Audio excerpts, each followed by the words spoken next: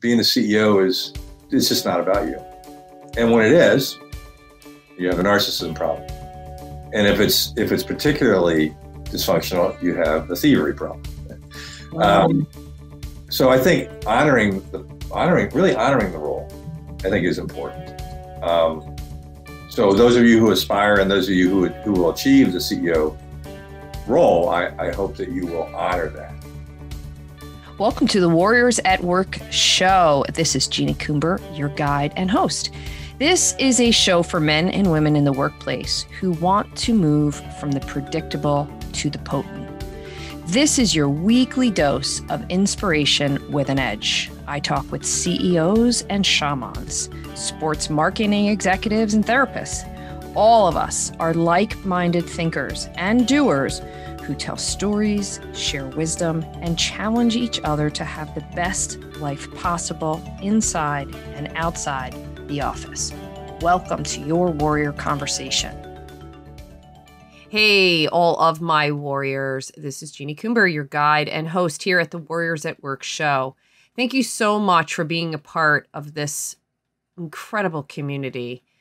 I am so appreciative of all that you're doing to grow and evolve yourself, your teams, and your organizations through these conversations. And this month was a particular privilege. And I was so humbled and excited to bring to you 4 different conversations with 4 different CEOs who represent a variety of industries, perspectives. They have varying years of experience. And this was such an interesting ride. And what I was able to do with this conversation that you're about to hear is I circled back with Dave Falter, who was my partner for the Followership series. And we debrief. What did we learn over the last 4 weeks? What mattered? Where did it have impact? Where were we surprised? What were some of the common themes among the CEOs? And of course, our favorite moments. So the way we structured this conversation is we talk about it through the lens of an executive summary. We're going to share with you the so what and the now what, so that basically giving you the cliff notes, just like you would get so you don't have to read the book for the term paper. But we really summarize our experiences and give you lots and lots of insight, which will prompt you to go back and watch or listen to the interviews. So it's my pleasure to finish up this month-long series with this extraordinary person, Dave Falter. I've learned a ton from him. He continues to guide me, mentor me in this Warriors at Work journey. So this is my privilege to serve up this conversation to all of you. Enjoy. Welcome to Warriors at Work. This is Jeanie and Dave. We are back. We are back to talk to you about what we learned in our followership series. The whole month of September, every week, we served up a conversation from a CEO so that you can hear an executive perspective on leadership and followership.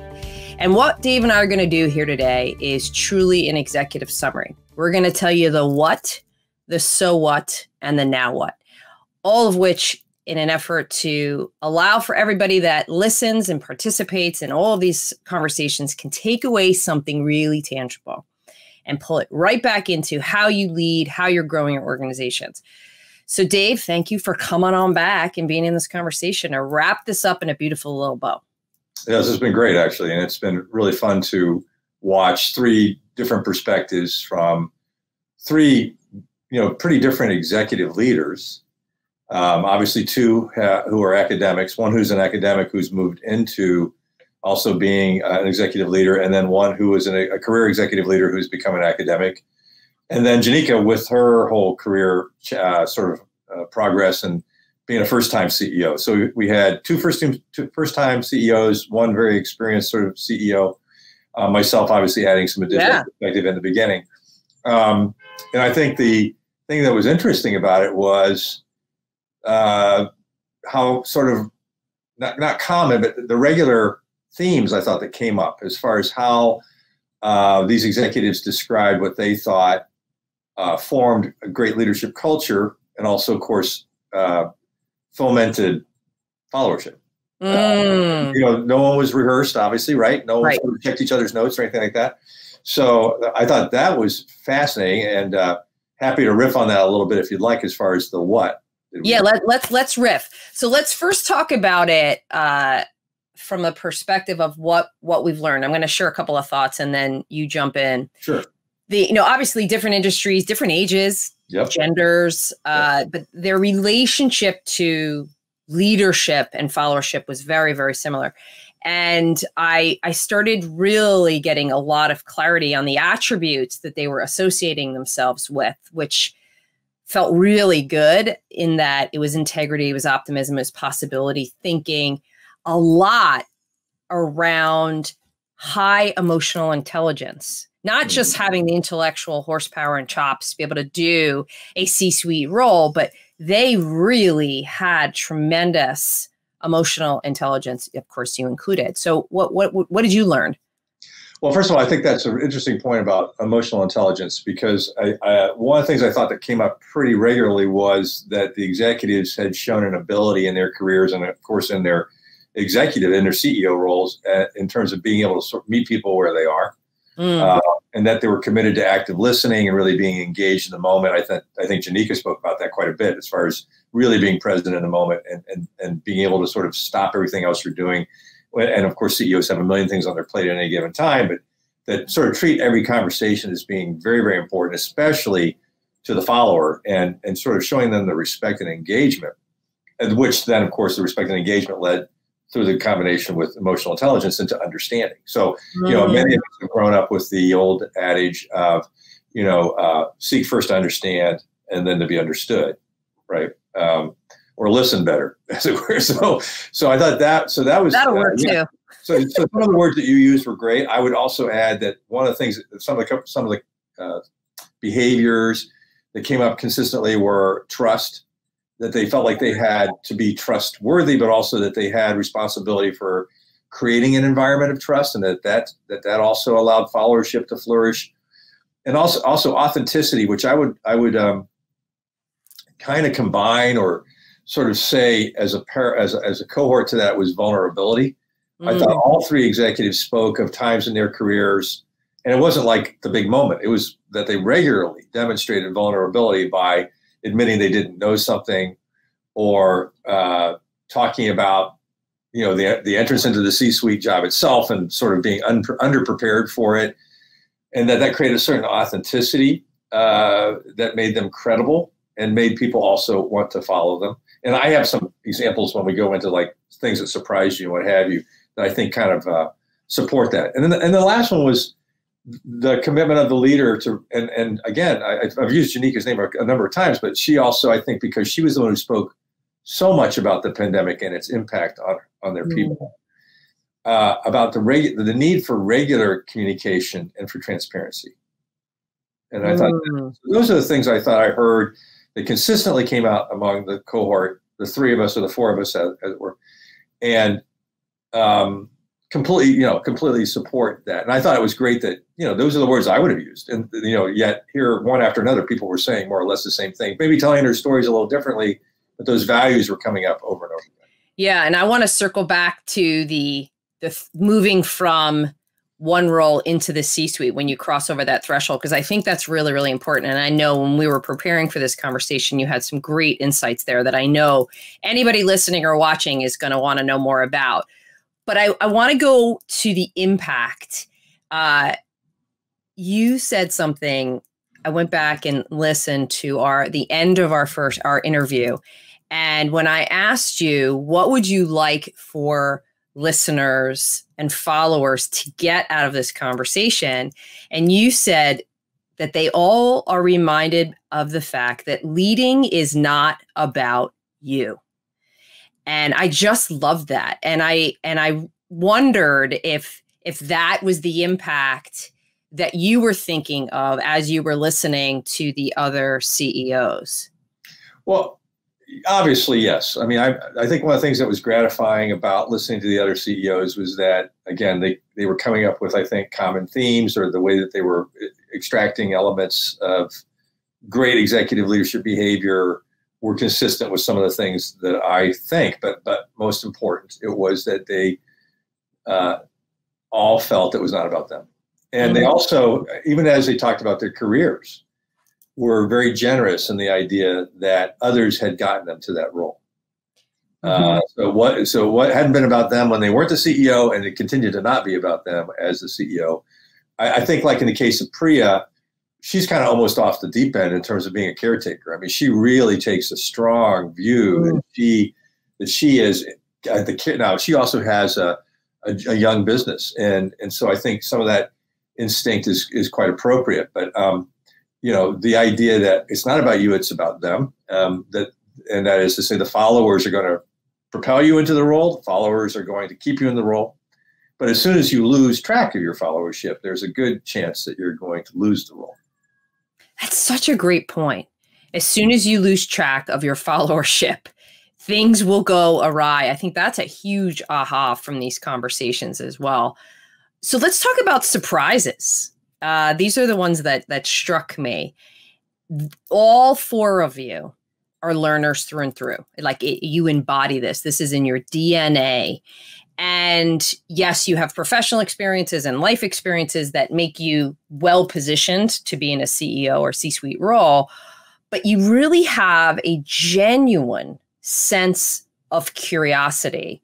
You don't show up like you're the know-it-all in the room.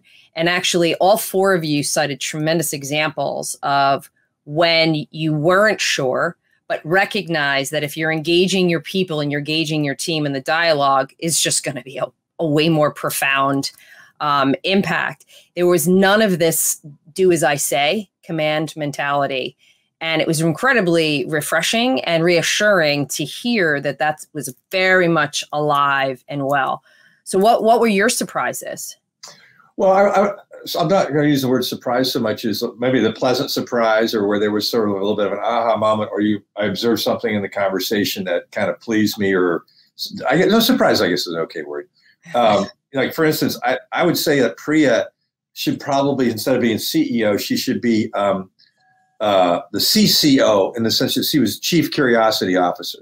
So to your point about being a learner, it was infectious too, by the way, listening to her talk about it. She was so focused on understanding her followership and wanting to give them tremendous latitude in terms of experimentation. This is especially in the classroom, where she would say, like, if you're not coming to me with a ridiculously ambitious thesis for your class project, I'm not going to approve it, right?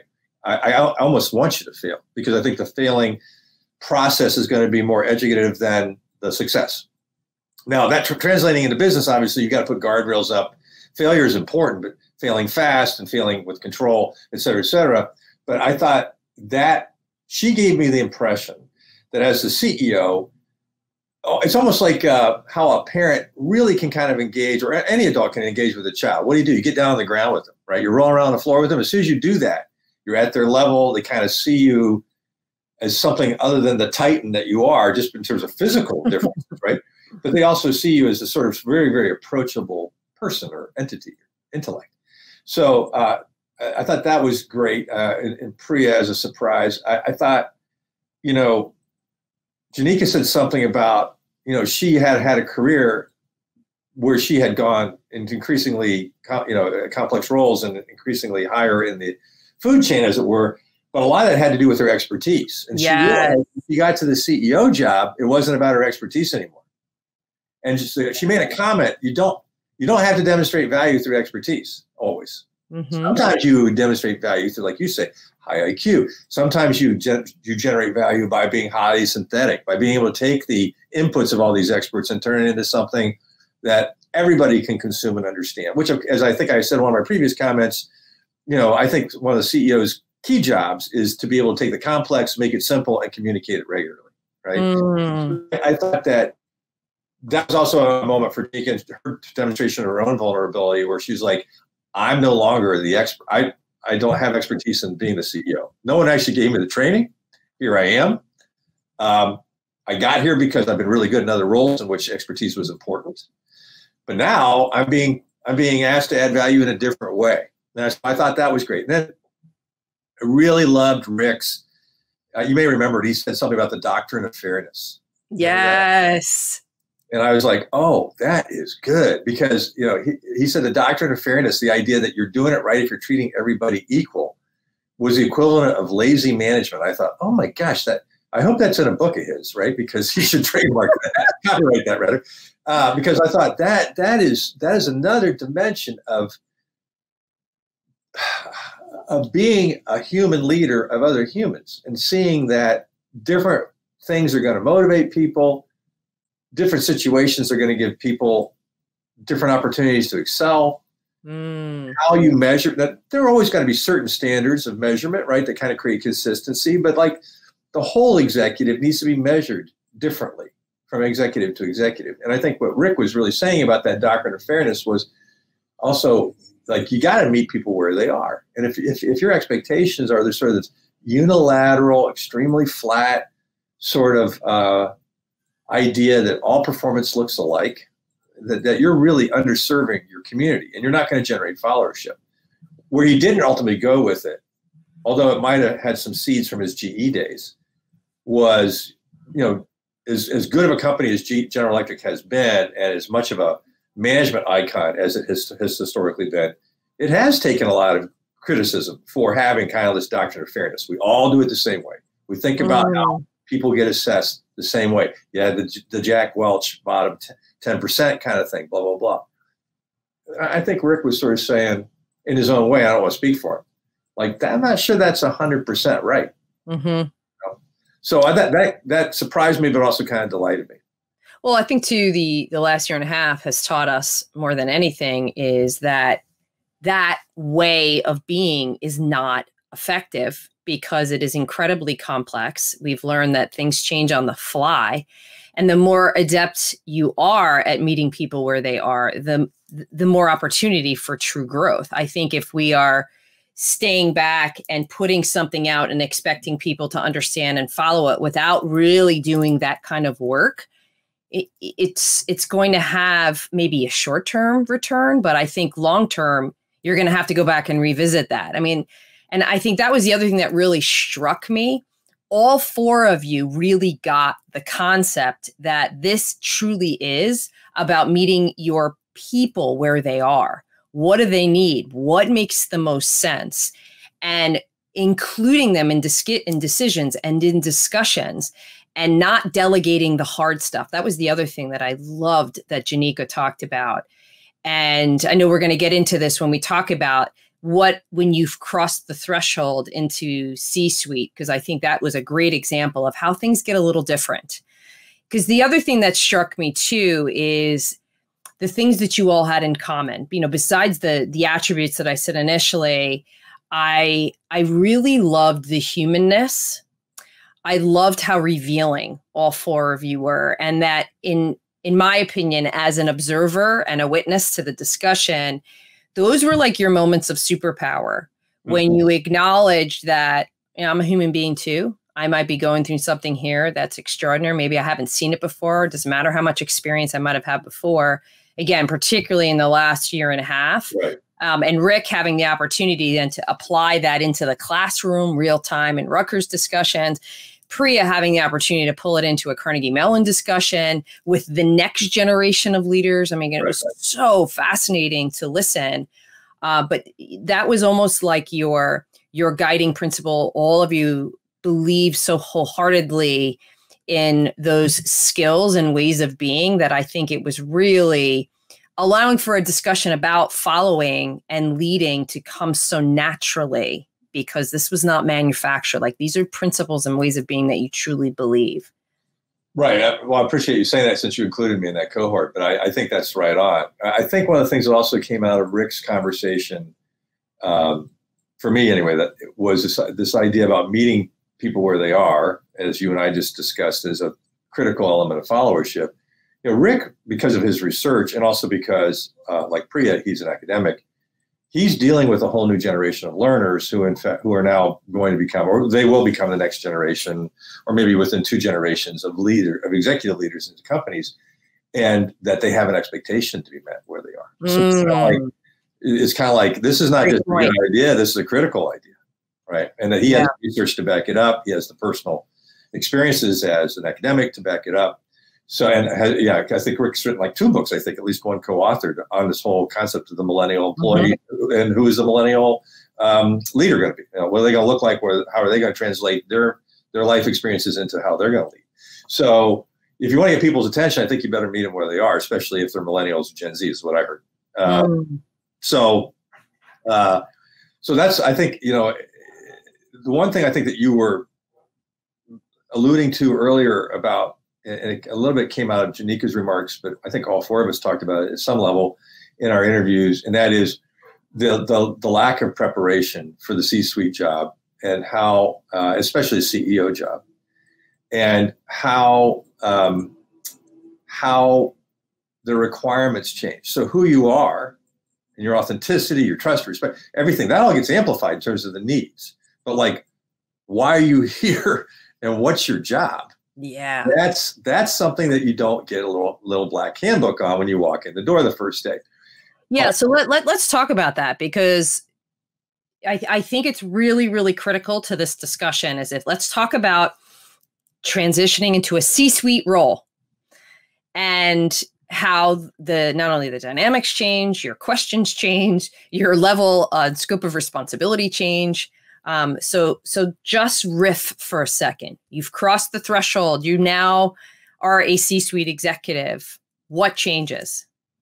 Well, we could take a little bit of a page from Janika's remarks and just say that one of the things that does change is that you're no longer thought of as a subject matter expert. People may know you as having been one and expect you to be able to draw on that from time to time, but that's not really why you're at that level anymore. You're asking different questions. Management tends to be worried about, am I climbing the ladder fast? Whereas leadership tends to be concerned about, is the ladder on the right wall? And that's where you kind of go mind shift in terms of the responsibility. Think about, you have a lot of responsibility being in charge of climbing the ladder fast, making sure that you got the ladders built right, you got people who know how to scale ladders fast, they understand the job, et cetera, et cetera. But you see, from a human capital and financial capital perspective, think of the responsibility of actually having to know whether or not the ladder is on the right wall. Whole different mindset, whole different risk profile. Because failing to climb the ladder fast enough, et cetera, you're going to get enough feedback to figure out, well, I got the wrong ladder, or got the wrong people climbing it, whatever. Sorry about extending the metaphor, but let's just go with me on this, right? But when you have to talk about whether or not the ladder is even on the right wall, whoa, right? That's like a big question, right? And what to do about it, big question. So, sometimes people are not prepared to be at the table and understand that is expected of them. And often they haven't been given a lot of training just on why and what thinking and how it's different than, the who and the how and the when and that sort of thing. So I think that's a big threshold that you cross and a real change in expectations. And that's what I've observed in executive leaders where I've come in to run businesses where they're already in place. And that's what I've certainly have observed in executive leaders where I've been a peer of other executives is, do they have a real mastery of the why and the what types of questions? Can they turn the conversation that direction? It's a brilliant soundbite. Why the what?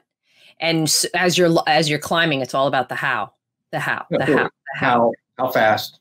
It's, one of the things one of my mentors taught me, and I don't think it was unique to him, but I hadn't heard it from anybody else, is that if you don't measure it, you can't manage it, right? And so, management is about measuring, and, leading is about asking bigger questions than that. You want to use measurements to help you guide some of your thinking, but that's not really what you're doing. You're really trying to take that information and say, we're never going to climb that ladder that as fast as we want to. And by the way, I'm not sure it's even on the right wall. We're going to move it. So I just think that that's a big change. So C-suite executives have that kind of challenge. I think generally speaking, because they're asked to be much more deliberate in their communications, they're asked to be more inspirational in the types of remarks they make. That there's a lack of training there, and I don't mean this in a pejorative. I just mean I don't think people are given a lot of opportunities to practice that stuff, to understand like how many people get. Now, at a big company, you get close to the C-suite, you're already starting to get television training, you're getting media training, stuff like that. Smaller companies, you're not getting that kind of training. And by smaller, I mean like that could easily be a $2 or $3 billion company and smaller, right? So right. It's a lot of baptism by fire. Yeah, and hopefully there's opportunities to model others that are good at it, or the CEO, he or she is good at it, and you're modeling them, or maybe they're just very inspired executive leaders and they're kind of saying, well, let's take some time to all get better at this. Sometimes you can get it through people like yourselves. Coaches can help you with that. Mm-hmm. Part of executive presence, I think, is understanding where you are in the room, what's expected of you, and how you're supposed to comport yourself at any given time, right? So some of these things I'm even talking about can really help with executive presence. So that's another challenge around C-suite executive expectations is, do they exhibit executive presence? Usually they haven't gotten to that job without demonstrating that at some level, some confidence, somebody who's making the decision has some confidence that they've either got it or can get it quickly. I love that. I also would love to hear from you some of your favorite comments, quotes, pieces of the conversation. I'm going to give you a couple of mine, one for each guest. Okay. First, you coining the phrase of bad leaders, narcissistic thieves. Loved it, loved it, loved it. Immediately took me back to some people I've worked with and around. Rick, if I do something dumb and you don't tell me, you're in trouble. I loved that too. And he gave free rein to his team to make sure they hold him accountable to that. Right. Janika, you don't have to be an expert to add value. You touched on this before. And the other thing that I loved is to not delegate hard things. And then Priya's take charge of your own ascension. Take charge of your own ascension. I thought that was really, really smart as well. What about you? What were your thoughts? Well, I hate to be a parrot, but those are pretty close to mine. And you actually already touched on, well, we talked about the doctrine of fairness. I think one of the other things that I liked is that Rick told a story about having the Hindu and Muslim couple coming to him and wanting to get his opinion on how to speak to their parents and also like what to do. And I thought, if that isn't an indication of the amount of trust that a CEO carries, nothing is. Right. So I thought that was terrific. Like you say, like I said, Janika was really, really passionate. I mean, you could feel it about safety and her desire to ensure that her people felt safe, not just in the workplace or the workplace that they weren't even going to be part of, but also in their lives.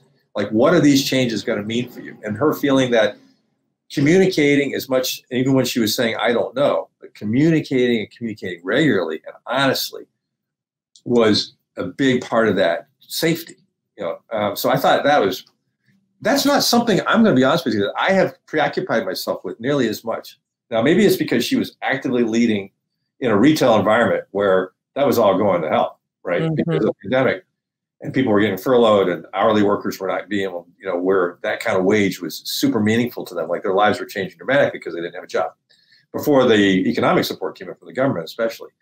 So I thought that was actually really, really telling. And then, again, Priya's quite a delight actually, because she kind of turns traditional management hierarchy models on their heads. I mean, she follows her people. When she thinks of followership, she's thinking about, not like, are they following me? She's thinking about, am I following them? Am I learning from them? Are they showing me new pathways forward?